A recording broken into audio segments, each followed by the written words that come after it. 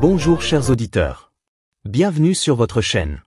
Voici le résumé de la leçon 2 de l'école du sabbat pour le troisième trimestre de l'année 2025.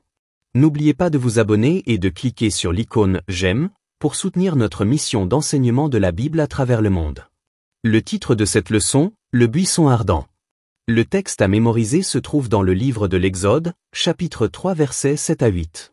L'Éternel dit, « J'ai vu la souffrance de mon peuple qui est en Égypte, et j'ai entendu les cris que lui font pousser ses oppresseurs, car je connais ses douleurs. Je suis descendu pour le délivrer de la main des Égyptiens, et pour le faire monter de ce pays dans un bon et vaste pays, dans un pays où coule le lait et le miel, dans les lieux qu'habitent les Cananéens, les Étiens, les Amoréens, les Phéréziens, les Éviens et les Jébusiens. » À la fin de cette leçon, vous entendrez le chant en anglais, lié à ce verset. Chers auditeurs, la leçon de cette semaine se concentre sur l'un des moments les plus marquants des Écritures, l'appel de Dieu à Moïse à travers le buisson ardent. Cette rencontre divine a changé le cours de la vie de Moïse et a marqué le début de la délivrance d'Israël de l'Égypte. À travers l'histoire de Moïse, vous vous souvenez peut-être de moments où vous aviez des objectifs précis, mais où Dieu a réorienté vos plans. Il est vrai que nous pouvons être utiles à Dieu de nombreuses façons, mais suivre l'appel de Dieu dans notre vie et faire ce qu'il nous demande de faire est certainement le chemin vers une existence plus épanouissante. Ce n'est pas toujours facile, et cela n'a pas été facile pour Moïse, mais quelle folie que de suivre notre propre chemin alors que Dieu nous appelle dans une autre direction. Leçon du dimanche. Le buisson ardent. Après s'être enfui à Madian, Moïse a mené une vie relativement facile. Il s'est marié, a eu 2 fils, Gershom et Élisère, et a fait partie de la famille élargie de Jéthro, son beau-père et prêtre à Madian. Il passa 40 années paisibles à être berger, comme David, profitant de la présence de Dieu, particulièrement révélée dans la nature. Cependant, cette période ne servit pas simplement à Moïse pour humer le parfum des fleurs, dans ce cas-ci, des cactus du désert. Ces années passées à marcher avec le Seigneur le transformèrent et le préparèrent à un rôle de leader. Dieu utilisa également Moïse dans ce désert tranquille pour écrire, sous l'inspiration divine, 2 des plus anciens livres bibliques, Job et Genèse.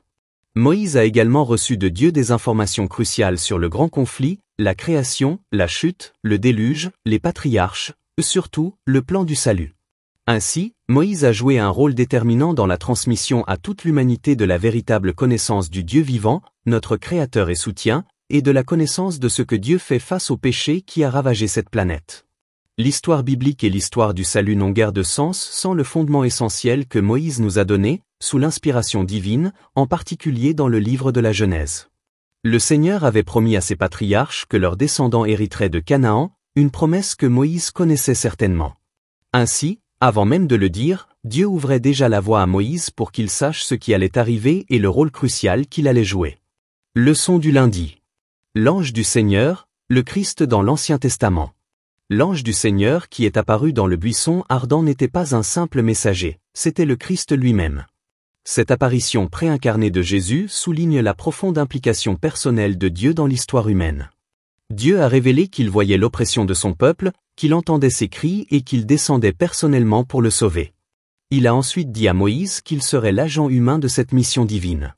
La première réaction de Moïse a été l'hésitation. Qui suis-je pour aller vers Pharaon ? Dieu n'a pas répondu en énumérant les qualifications de Moïse, mais en lui donnant une assurance simple, mais puissante, « Je serai avec toi ». Moïse se demande pourquoi quelqu'un comme lui a été choisi.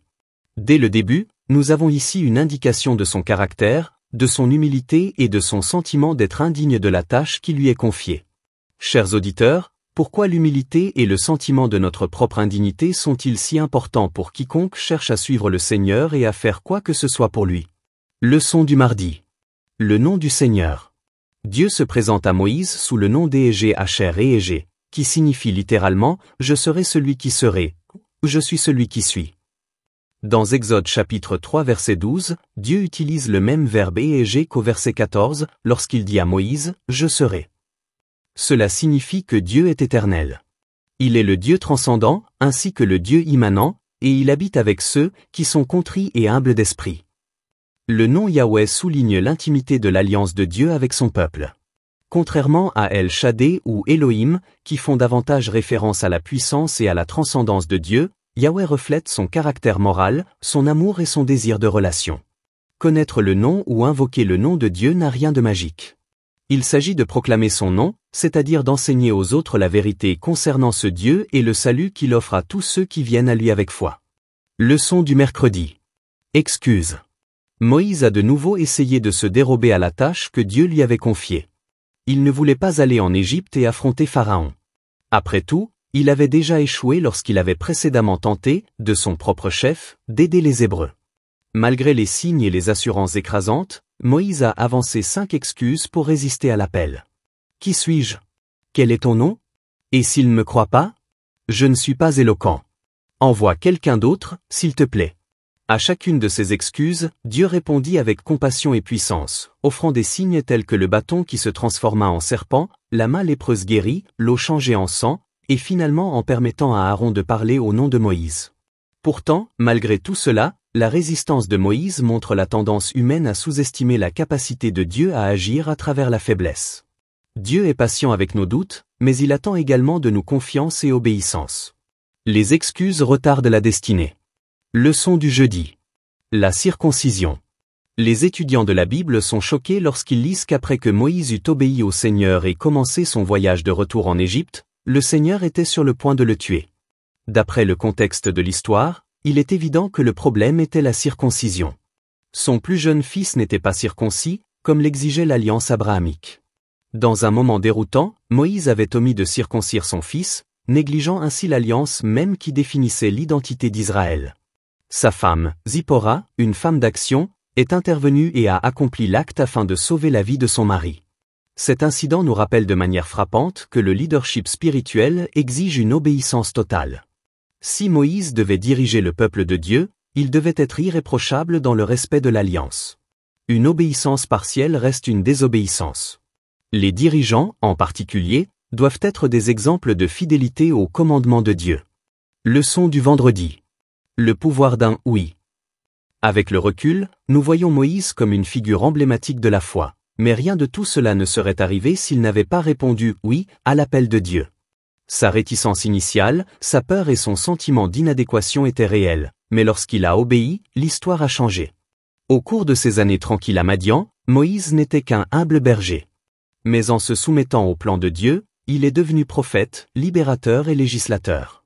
Son histoire nous enseigne que notre plus grand impact peut se trouver de l'autre côté d'un « oui » soumis, même si nous nous sentons indignes ou effrayés. Chers auditeurs, pour conclure ce résumé, Dieu nous forme souvent dans l'ombre.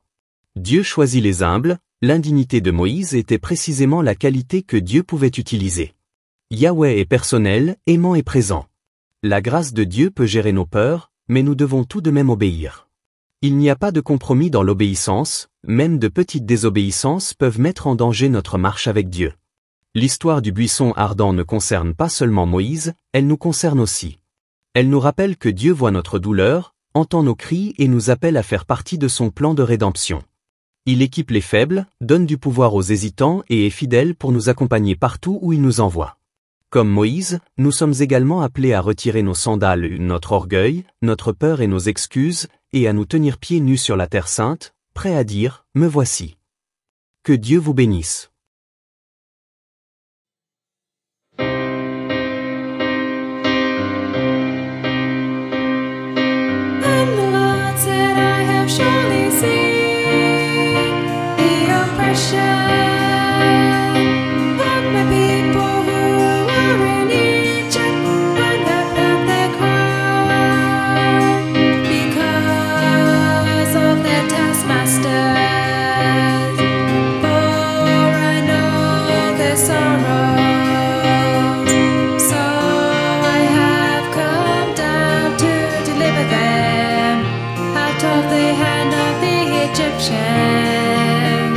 And to bring them up from that land to a good and large land, to a land flowing with milk and honey.